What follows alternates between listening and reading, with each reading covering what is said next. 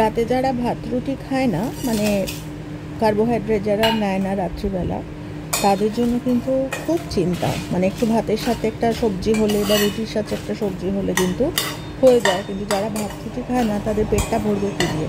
এবার একটু স্যালাড আর এই ধরনের একটু ডাল যদি করে নিতে পারি, যদিও তোমরা হয়তো বলবে আমি আলু দিলাম, ছোলার ডালে আলু আবার যায় নাকি, কিন্তু ওই যে বললাম যে অবস্থা বুঝে ব্যবস্থা।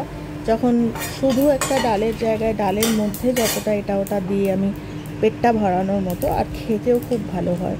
তো তোমাদের একটু দেখাচ্ছি, ভাবলাম তোমাদের সাথে একটু শেয়ার করি। আমি একটা শুকনো মশলা তৈরি করে নিলাম, ওই গুঁড়ো মশলা, একটু শুকনো লঙ্কা, একটু ধনে আর একটু সাদা জিরে, এটা দিয়ে আমি ভালো করে ব্লেন্ড করে নিয়েছি। দিলাম একটুখানি তেল, তেলটার মধ্যে আগে জিরে দেওয়া ছিল অন্য একটা রান্নার, এক্সট্রা তেল ছিল, সেটা একটু দিলাম গরম করে নিয়ে। এটার মধ্যে আমি দিলাম বেশ এক মুঠো নারকেল, নারকেলটা ভালো করে একটু ভেজে নেব।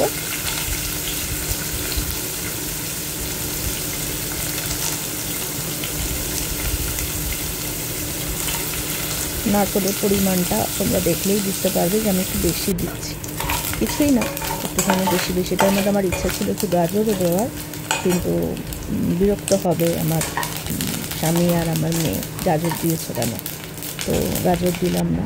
সব কিছুতেই আমার হাত ওঠে, কেননা যারা ভাত রুটি খায় না তাদের পেটটা ভরানোর জন্য কী দেবো। এই যে আলুটা আমি দিলাম, এটা কিন্তু অনেকক্ষণ জলে ভেজানো ছিল, তো জলে ভিজিয়ে রাখলে বলে স্টার্চটা, এক্সট্রা যে স্টার্চটা সেটা বেরিয়ে যায়। তো জলে ভিজিয়ে রেখেছিলাম বেশ অনেকক্ষণ, অন্তত ঘন্টা 3। তো আলুটাকে ভালো করে একটুখানি ভেজে নেবো, একটু লবণ দিলাম, দিয়ে ভেজে রাখা আলুটা সরিয়ে নেবো।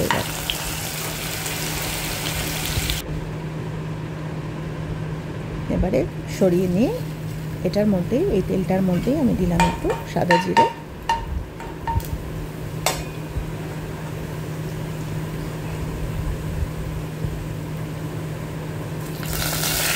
এবার আমি এটার মধ্যে দিলাম টমেটো, আদা, কাঁচা লঙ্কা। এখানেও প্রশ্ন হতে পারে যে সাবেকি ছোলার ডাল তো এটা হচ্ছে না। না, আমি তো আগেই বললাম এটা সাবেকি ছোলার ডাল হয়তো নয়, কিন্তু ওই যে বললাম বেশ পেটটা ভরে যাবে এটা খেলে। কিন্তু বেশ একটা বাটি যদি দেওয়া যায় একটু স্যালাডের সাথে, ভাত কিছু আর লাগে না, এরকম একটা খেয়ে নিলে কিন্তু বেশ পেটটা ভরে যায়। শুধু ছোলার ডাল না, এটা মটরের সাথে, মানে এটা ঘুগনির মতো করেও করা যায়, এবং করেও থাকি আমি। যারা নিরামিষ খায় তাদের তো খুবই মুশকিল রোজ রোজ কী রান্না, তো এটা একটা করে দেখা যেতে পারে, খুবই টেস্টি হয় এটা। তো এর মধ্যে টমেটো, আদা, কাঁচা লঙ্কার যে পেস্টটা দিয়েছিলাম সেটা ভালো করে কষিয়ে তেল ছেড়ে এলে এটার মধ্যে আমি দিয়ে দিলাম একটুখানি ধনে গুঁড়ো, হলুদ, আর একটু লবণ, আর একটু মিষ্টি। তো পরিমাণ মতো মিষ্টি, যেহেতু এটা ছোলার ডাল একটু মিষ্টি হলে ভালো হয়। তেজপাতাটা দিতে আগে ভুলে গিয়েছিলাম তেলে, তো এখনই আমি এটার মধ্যেই দিয়ে একটু নাড়িয়ে চাড়িয়ে নেবো, একটু ঢাকা দিয়ে দেবো। তো একটা সুন্দর গন্ধ অলরেডি বেরোতে শুরু করেছে। একটু ধনে আজকাল আমি একটু দিই, জিরেটা খুব একটা দিই না, মানে জিরে, গোটা জিরে দিই আমি, জিরেটা একদম অ্যাভয়েড করি, আমি নিজে খুব একটা পছন্দ করি না বলে, বরং আমি ধনেটা দিই। তো ছোলার ডাল আমি সিদ্ধ করে রেখেছিলাম, যদিও দেখে মনে হচ্ছে তাকিয়ে আছে, কিন্তু বেশ সুন্দর নরম হয়ে গিয়েছে। তো একটুখানিকটা কিশমিশ দিলাম। এবার তোমরাই বলো এটা খেলে পেট ভরবে কি না। পেটও ভরবে, আবার ভালো ভালো জিনিস দিয়ে বাড়িতে করা, তো ভালো করে এবার আমি একটু নাড়িয়ে চাড়িয়ে নেব একদম ওপর থেকে। মোটামুটি হয়ে গেছে, পরে এই আলু ভাজাটা একটু ওপর থেকে দিয়ে দেবো।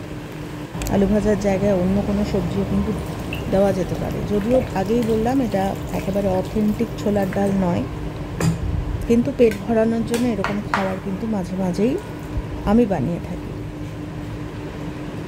যেটা কোনো মাথা মুন্ডু হয় না, কেননা এটা না ঘুগনি না ছোলার ডাল, কিন্তু ওই যে বললাম বেশ ভালো লাগবে খেতে। তো আমার মোটামুটি রেডি হয়ে গেছে। এটার মধ্যে আমি দিলাম ঘি, আর ওপর থেকে আমি দেব এই মশলাটা বেশ তীখা, ওই বেশ ভালো রকমের ঝাল হয়েছে। আর যেহেতু এটার মধ্যে আর এক্সট্রা কোনো সব মশলা নেই, তো এটা দিয়ে একটু নাড়িয়ে চাড়িয়ে নিলে খুব টেস্টি হয়। আর ওপর থেকে একটু নারকেল ভাজা দিয়ে দিলাম।